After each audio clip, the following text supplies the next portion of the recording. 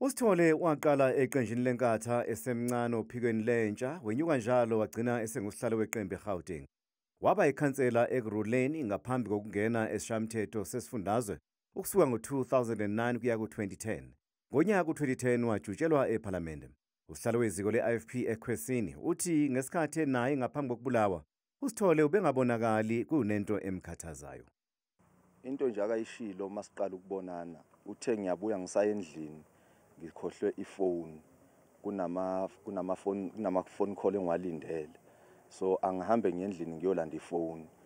Noma esebuya akazange azakhombise lutho nokuthi mhlawumbe ngabe khona akakulindele noma okungahle kwenzeke. Ube umuntu nje ohlale lo muntu esihlale simazi enormal nje. USithole ubeyinikele kakhulu emsebenzini wakhe. Usebenze kakhulu uSithole eqenjini lenkatha, usebenze imikhakha eminingi kakhulu. Usuke kumanje bese yilunga leParliament eUsotswebhu we-IFP eParliament. Engasuki engaqali ke lapho iParliament uselisebenze maybe unyaka ka-15 lo.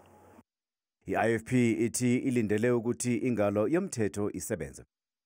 Sinokudumala okukhulu ukuthi uJobe ahambe ngenxa yobugebengu ekuyisimo esesidlange kakhulu ezweni lakithi. Nesishaya khona-ke ikhwela ukuthi amaphoyisa kanye nazo zonke inhlaka zezomthetho zibambisane ngokuphenya masinyane ukuze izigebengu ezenze lesi senzo esimbi kangaka zibhekane nengalo yomthetho. Siyafisa nokusho ukuthi unobhala wesifundazwe we-IFP eGauteng uBaba uNgobese obekade kanye nobaba uSithole ngesikhathi kwenzeka lenhlekelele ulimalile naye uyakuthola ukulashwa esibhedlela, futhi siyathokoza ukuthi iy'nkomba zithi uzokulama masinyane, ifaka phakathi noComrade uSambulo obekade naye ekhona ukuthi naye uyalithola usizo olufanele esibhedlela. Ayikaziwa inhloso yokuhlaselwa kukaSithole.